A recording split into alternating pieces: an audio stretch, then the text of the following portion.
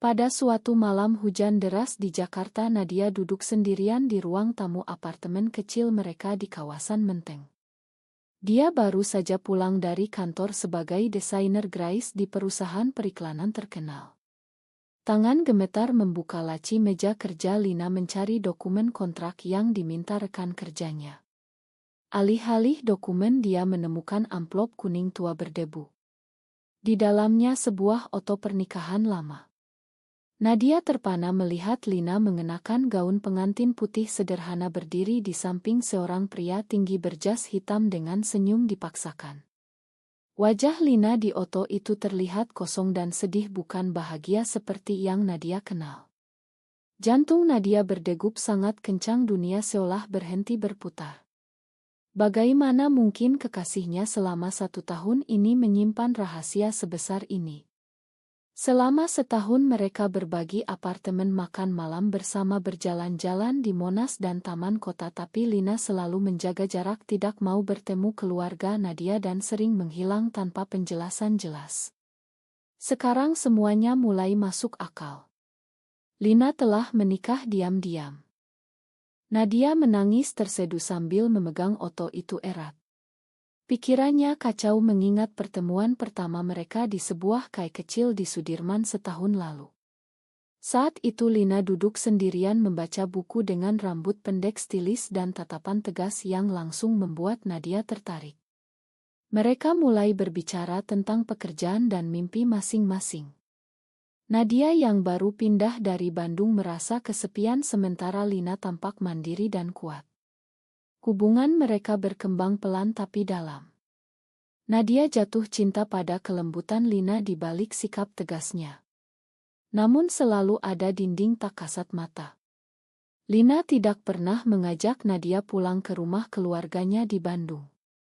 Setiap kali Nadia menanyakan masa lalu, Lina hanya menjawab singkat bahwa dia ingin melupakan semuanya dan fokus pada masa depan bersama. Nadia percaya karena dia mencintai Lina sepenuh hati. Tapi sekarang foto itu menghancurkan segalanya. Ketika Lina pulang jam 8 malam dengan wajah lelah setelah rapat panjang di kantornya sebagai manajer keuangan, dia langsung menyadari ada yang tidak beres. Nadia berdiri di depan pintu dengan mata merah dan foto di tangan kanan. Lina membeku, tas kerjanya jatuh ke lantai. Suara Nadia bergetar penuh amarah dan sakit hati. "Jelaskan ini, Lina. Kamu sudah menikah. Kenapa kamu sembunyikan selama 1 tahun kita bersama? Aku mencintaimu tapi kamu bohong padaku." Lina memucat, wajahnya seperti kehilangan darah.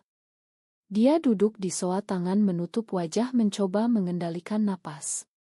"Itu masa lalu, Nadia. Aku menikah 5 tahun lalu, tapi itu pernikahan paksa dari keluargaku. Aku tidak pernah mencintai suamiku. Dia sepupu jauh yang dipilih orang tuaku untuk menutupi rahasiaku. Aku kabur ke Jakarta 3 tahun lalu setelah bercerai diam-diam. Aku bertemu kamu dan jatuh cinta. Tapi aku takut jika keluargaku tahu tentang kita, mereka akan menghancurkan segalanya." Nadia mundur saat Lina mencoba mendekat. "Bagaimana aku bisa percaya sekarang? Kamu biarkan aku hidup dalam kebohongan. Di Indonesia ini orang seperti kita sudah sulit diterima.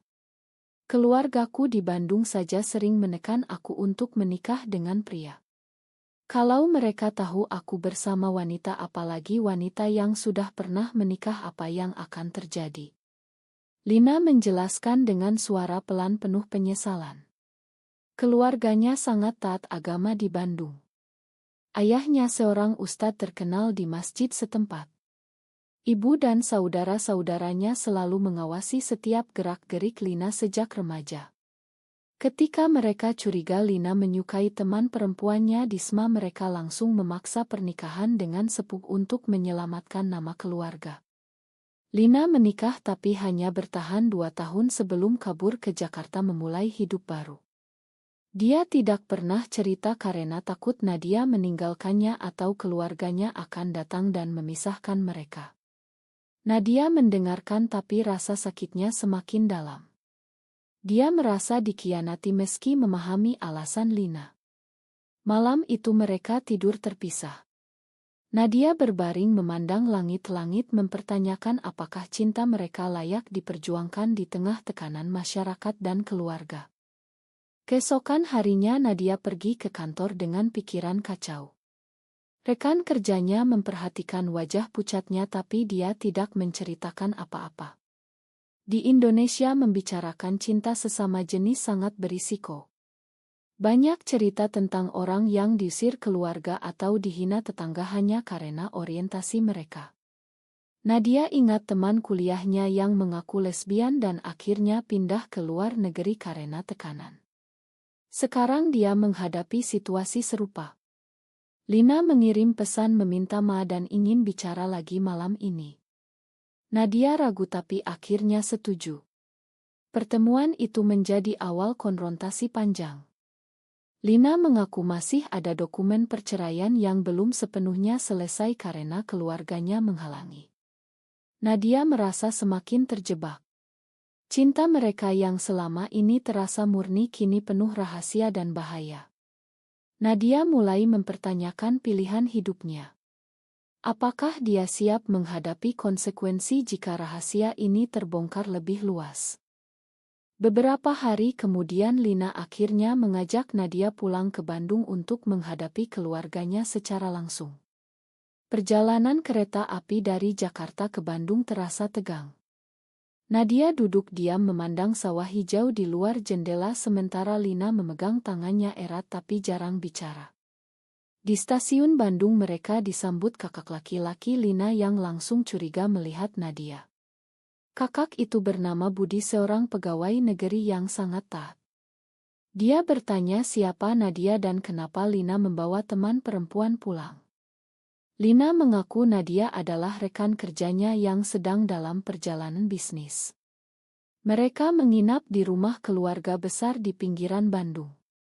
Rumah itu penuh dengan foto keluarga dan ayat Al-Quran di dinding. Ibu Lina langsung menyambut hangat tapi tatapannya tajam saat melihat kedekatan Lina dan Nadia. Malam pertama di rumah itu menjadi mimpi buruk. Setelah makan malam, ayah Lina memanggil Lina ke ruang tamu secara pribadi. Nadia menguping dari kamar tamu. Ayah berbicara keras tentang kewajiban Lina untuk kembali ke suaminya lama dan menjalankan peran sebagai istri. Dia bilang keluarga sudah menyiapkan pertemuan lagi dengan mantan suami untuk rekonsiliasi. Lina menolak keras tapi ayahnya mengancam akan memutus hubungan jika Lina tidak patuh. Lina keluar ruangan dengan mata basah. Nadia memeluknya diam-diam di kamar. Lina berbisik bahwa tekanan ini sudah ada sejak remaja. Masyarakat Bandung sangat konservatif. Tetangga sering bergosip jika ada wanita dewasa yang belum menikah. Lina merasa terjebak antara cinta pada Nadia dan kewajiban pada keluarga. Keesokan harinya Budi menuduh Lina secara terbuka di depan keluarga besar. Dia menemukan pesan singkat di ponsel Lina yang menunjukkan kedekatan dengan Nadia. Keluarga heboh. Ibu menangis, ayah marah besar. Mereka bilang hubungan sesama jenis adalah dosa besar yang membawa malu bagi seluruh keluarga. Lina mencoba membela diri tapi suaranya tenggelam dalam teriakan ayahnya. Nadia berdiri di sudut ruangan gemetar. Dia merasa seperti penjahat yang merusak keluarga Lina. Tekanan sosial di Indonesia terasa sangat nyata. Banyak kasus serupa di mana keluarga memaksa pernikahan paksa atau mengirim anak ke pesantren untuk diubah. Nadia mulai ragu apakah dia egois karena mempertahankan cinta ini. Mereka kembali ke Jakarta dengan hubungan yang semakin retak. Lina semakin menjaga jarak lagi karena takut keluarganya menyusul. Nadia merasa sendirian meski tinggal bersama. Di kantor Nadia mulai menghindari obrolan tentang kehidupan pribadi. Seorang rekan kerja curiga dan bertanya apakah Nadia punya pacar. Nadia bohong bilang masih single. Rasa bersalah semakin menumpuk. Lina mencoba memperbaiki dengan membawa bunga dan memasak makan malam, tapi Nadia tetap dingin. Konflik batin Nadia semakin dalam. Dia mencintai Lina tapi takut kehilangan dukungan keluarganya sendiri di Bandung yang juga mulai menekan untuk menikah. Pertemuan dengan teman dekat Lina di Jakarta menambah masalah. Teman itu seorang aktivis hak perempuan yang mendukung mereka tapi memperingatkan risiko hukum dan sosial. Di Indonesia undang-undang belum sepenuhnya melindungi komunitas LGBT dan banyak kasus kekerasan atau pengucilan. Lina mulai mempertimbangkan untuk menikah palsu dengan pria untuk menangkan keluarganya. Usulan itu membuat Nadia marah besar. Bagaimana kamu bisa pikirkan itu setelah semua yang kita lalui? Lina menangis bilang itu hanya cara untuk melindungi mereka berdua. Diskusi berubah menjadi pertengkaran hebat. Nadia pergi meninggalkan apartemen semalaman. Dia menginap di hotel murah memikirkan apakah cinta ini layak dipertahankan dengan harga semahal ini. Beberapa minggu kemudian keluarga Lina datang ke Jakarta secara mendadak. Ayah dan Budi muncul di apartemen tanpa pemberitahuan. Mereka memaksa Lina pulang ke Bandung untuk pernikahan rekonsiliasi dengan mantan suaminya. Nadia bersembunyi di kamar mendengarkan perdebatan sengit. Lina menolak tapi ayahnya mengancam akan melaporkan mereka berdua ke pihak berwenang dengan tuduhan melanggar norma agama dan sosial. Di Indonesia tekanan seperti ini sangat nyata, banyak keluarga menggunakan pengaruh komunitas untuk memisahkan pasangan sesama jenis. Lina akhirnya setuju pergi sementara tapi berjanji akan kembali. Nadia merasa dikhianati lagi. Sendirian di apartemen, Nadia menghubungi keluarganya sendiri di Bandung. Ibunya curiga karena Nadia jarang pulang dan bertanya apakah ada masalah dengan pacar. Nadia hampir mengaku tapi menahan diri. Tekanan dari kedua keluarga membuatnya semakin terjepit. Di kantor rekan kerja mulai bergosip tentang sikapnya yang murung. Seorang teman dekat menasihati Nadia untuk meninggalkan Lina demi masa depan yang lebih aman. Nadia mulai mempertimbangkan itu tapi setiap kali melihat foto mereka berdua hatinya sakit. Lina kembali dari Bandung dengan wajah lelah. Dia cerita bahwa pernikahan rekonsiliasi gagal karena mantan suaminya menolak. Tapi keluarganya semakin marah dan mulai mengawasi ponsel Lina. Lina meminta Nadia untuk bersabar tapi Nadia sudah lelah. Mereka bertengkar lagi tentang pengorbanan. Lina bilang dia sudah mengorbankan masa mudanya untuk keluarga, sekarang giliran Nadia mengerti. Nadia balas bahwa dia juga punya keluarga dan mimpi sendiri.